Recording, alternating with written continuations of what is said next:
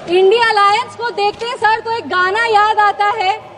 India alliance को देखते हैं तो एक गाना याद आता है, देख जमाने की यारी बिछड़े सभी बारी बारी। धन्यवाद सभापति महोदय। प्लीज महोदय, आज अपनी पार्टी लोक जनशक्ति पार्टी की तरफ से इस आम बजट के समर्थन में अपने पार्टी का जो पक्ष है उसको रखने के लिए खड़ी हुई हूँ। बधाई दूंगी हमारे यशस्वी प्रधानमंत्री श्री नरेंद्र मोदी जी का और माननीय वित्त मंत्री श्री निर्मला सीतारमण जी का, जिन्होंने सफलतापूर्वक अपना 8वां बजट इस सदन में पेश किया है। पूरे बिहार की ओर से उनका आभार व्यक्त करूंगी, वित्त मंत्री का आभार व्यक्त करूंगी कि जब वो बजट को इस सदन में प्रस्तुत कर रही थी तब वो बिहार की बेटी पद्मश्री दुलारी देवी द्वारा जो उनको मिथिला पेंटिंग की साड़ी भेंट की गई थी वो पहनकर वो अपने बजट का भाषण दी थी। इससे बिहार का गौरव, बिहार का सम्मान बरकरार रहा है। 2037 तक विकसित भारत के निर्माण में सर ये बजट एक अहम भूमिका निभाएगी और सिर्फ भारत को विकसित बनाने में ही नहीं, बिहार को भी विकसित बनाने में और बिहार के विकास को एक नई गति प्रदान करने में ये बजट एक बहुत महत्वपूर्ण भूमिका में रहेगी।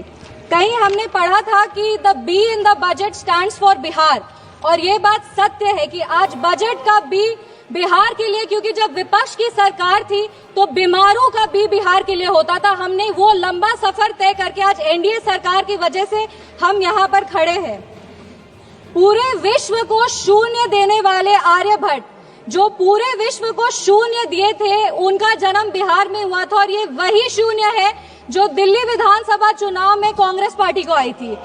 और अगर आज बिहार को 2 शून्य अधिक मिल रहे हैं तो विपक्ष को इतनी तकलीफ क्यों हो रही है? जिस सरकार ने बिहार में विकास लाए हैं, बिहार हमेशा उनका आभारी रहेगा। हम उस बिहार की बेटी हैं सर जो इस देश की रीढ़ की हड्डी है, वो चाहे आपके कॉर्पोरेट सेक्टर्स हो, वो चाहे आपके सॉफ्टवेयर आईटीज हो, वो आपके इंफ्रास्ट्रक्चर को खड़ा करने वाले मजदूर हो, वो आपके घर के सहयोगी हाथ हो।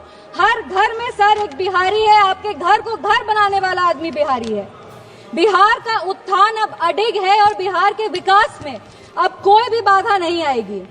रीजनल फेवरेटिज्म की बात करते हैं सर, 2004 में डीएमके पार्टी के समर्थन के लिए तमिल को क्लासिकल लैंग्वेज घोषित कर दिया गया था और उसके लिए एक यूनिवर्सिटी की स्थापना भी की थी।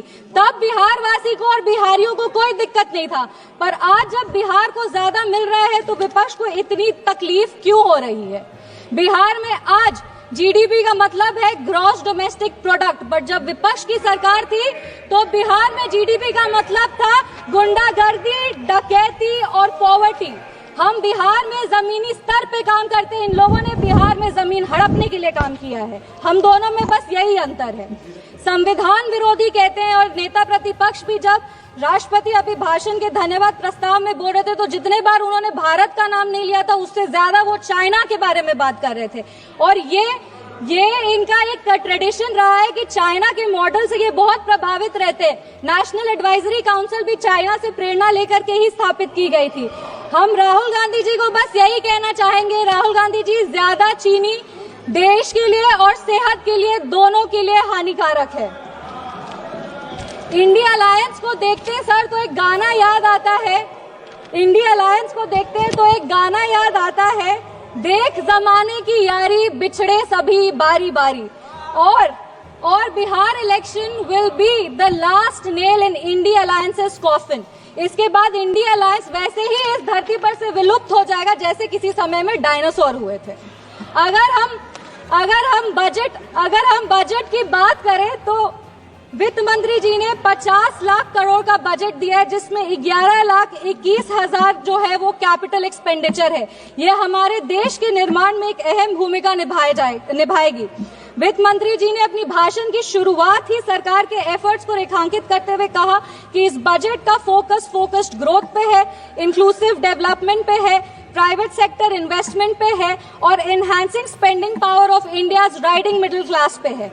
ये बजट एक गाइडिंग फोर्स के रूप में अपने आप को स्थापित करेगा और ये इस बजट का ही परिणाम है कि इतने ग्लोबल अनसर्टेनिटीज के बावजूद भी हमारा देश एक फास्टेस्ट ग्रोइंग इकोनॉमी है। Sir, I am the only speaker from my party. मेरे को अपनी बात पूरी करने का पर्याप्त समय मिलना चाहिए। No nation can prosper without respecting its farmers. किसान हमारे अन्नदाता है। अन्नपूर्णा देवी का साक्षात स्वरूप हमारे किसान है। काफी सारी ऐसी योजनाएं जो आत्मनिर्भर विचारधारा से किसानों को सशक्त करने के लिए लिया जा रहा है। प्रधानमंत्री धन धान्य कृषि योजना हो, जो 100 जिले जिसमें कम उत्पाद होते हैं, वहां पर लगभग 150 करोड़ किसानों को ये योजना जो है वो फायदा देगी। वो फसल विविधीकरण हो, सिंचाई हो या ऋण उपलब्ध कराना हो, इस योजना के तहत किसानों को सशक्त किया जाएगा। Rural prosperity and resilience programme के तहत ग्रामीण क्षेत्रों को मजबूत किया जाएगा। आर्थिक रूप से उनका सशक्तिकरण होगा। आत्मनिर्भरता इन पल्सेस।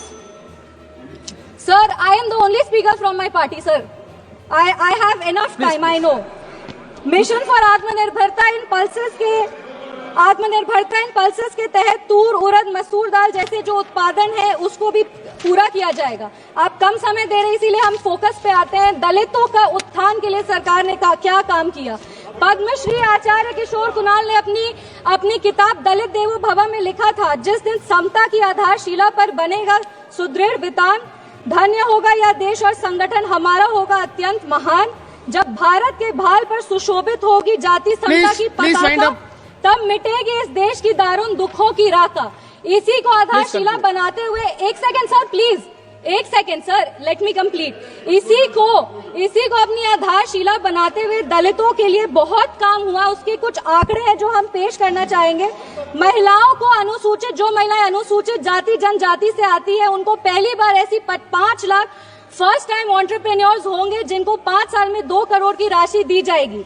दलितों के लिए दलित जो बच्चे हैं जो पढ़ाई कर रहे हैं, उनके लिए पोस्ट मैट्रिक स्कॉलरशिप प्रोग्राम है और प्री मैट्रिक स्कॉलरशिप प्रोग्राम है। Thank you. Please conclude. Please conclude. Give me 5 minutes, sir. Please let me complete. It is not possible. 10 parties. Please, madam.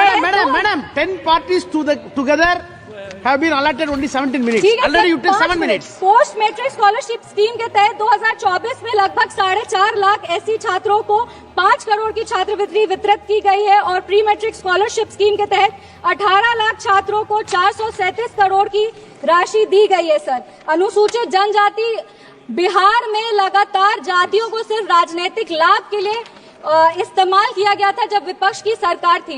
Indira Gandhi ji Belchi गांव गई थी हाथी पे चढ़कर, उसके बाद भी उन्होंने सिर्फ और सिर्फ उनके लाभ के लिए दलितों को प्रताड़ित किया गया। जब लालू यादव जी आज समाजवाद पे बहुत लंबे भाषण देते हैं, पर ये बात सत्य है कि अगर सबसे ज्यादा दलित को प्रताड़ित किया गया था तो वो उन्हीं की शासनकाल में किया गया था। हम अपने राष्ट्रीय अध्यक्ष श्री चिराग पासवान जी का आभार व्यक्त करते हैं, जिनके प्रयासों, सर 5 मिनट्स, सर 5 मिनट्स, जिनके प्रयासों के वजह से आज निफ्टन जैसे जो इंस्टीट्यूट है वो बिहार में आ रहे हैं और आने वाले समय में बिहार ईस्टर्न हब में एक जो फूड प्रोसेसिंग है उसका एक नोड बनेगा। आईआईटी पटना को विस्तृत किया जाएगा। Sir 2 minute. Thank you. Sir please 4 पंक्ति पढ़कर हम अपने वाणी को विराम दे रहे हैं। सर, बिहार के गौरव को और बिहार की जो इतिहास रहा है उसको बार बार इस सदन में उछाला जाता है। बिहार के खिलाफ कई सारे बात विपक्ष कहते हैं। 5 पंक्ति सर हम पढ़ेंगे। चाणक्य सा ज्ञानी हूँ मैं, जनक सा स्वाभिमानी हूँ मैं, मांझी सा जिद्दी हूँ मैं, बोध गया में सिद्धि हूँ मैं, आर्यभट्ट सा गणितज्ञ हूँ मैं, डॉक्टर राजेंद्र प्रसाद सा राजनीतिज्ञ हूँ मैं, शेर का दहाड़ हूँ मैं, हाँ बिहार हूँ मैं, मिथिला की मिठास हूँ मैं, वैशाली का इतिहास हूँ मैं, मगध का सर 2 मिनट, मगध का साम्राज्य। Thank you, Chairman, sir. Please.